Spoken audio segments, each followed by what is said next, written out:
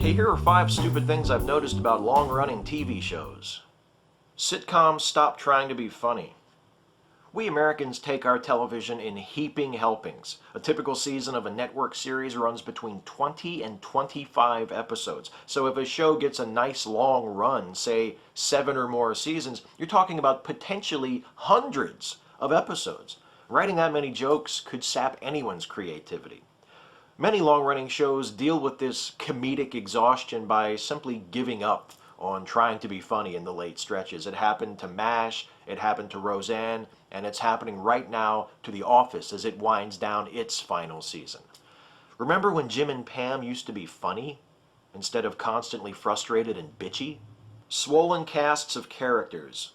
One reliable way of getting around creative roadblocks, whether you're working in a one-shot format like a novel or a film, or in a series, is to introduce new characters. Long-running TV shows who use this tactic can wind up with casts the size of small cities by the time they're done. The Office is a prime example of this, too.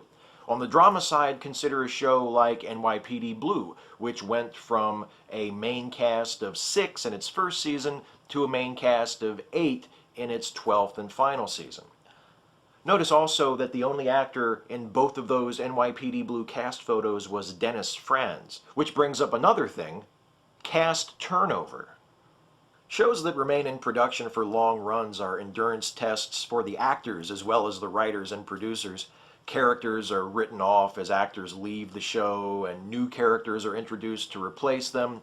See NYPD Blue, MASH, CSI, The X-Files for examples of this. But the best example that I can think of this sort of thing is Law & Order, which ended its 20-year run with a completely different cast than the one it started with in 1990.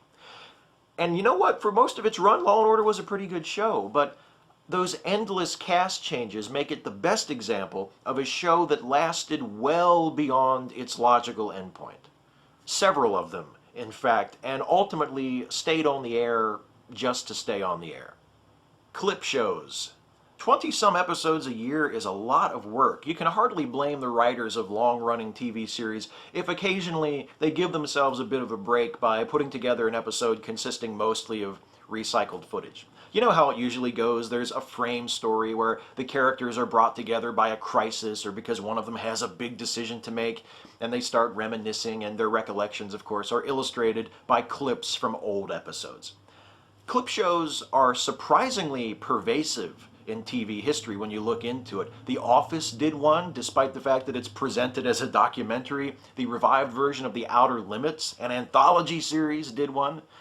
Star Trek The Next Generation did one, and Seinfeld and The X-Files did clip shows for their final episodes. Personally, I think that clip show series finales should all be preceded by an on-screen disclaimer that reads, "We literally have nothing new to tell you. Here's one last episode we glued together from fragments of reruns." Spin-offs. Law & Order got through its 20-year run without resorting to a clip show, so far as I know, but it does exemplify this last stupid thing better than any other television series. Law & Order produced 6 spin-offs, 5 of which also had Law & Order in the title. Isn't it amazing what a popular show and a network that programs like a comic book publisher can accomplish? Prior to Law & Order, the king of the spin-off was All in the Family, one of the greatest and most prolific shows ever. It produced 3 spin-offs, including its own sequel series, Archie Bunker's Place, and each of its 3 spin-offs produced spin-offs of their own.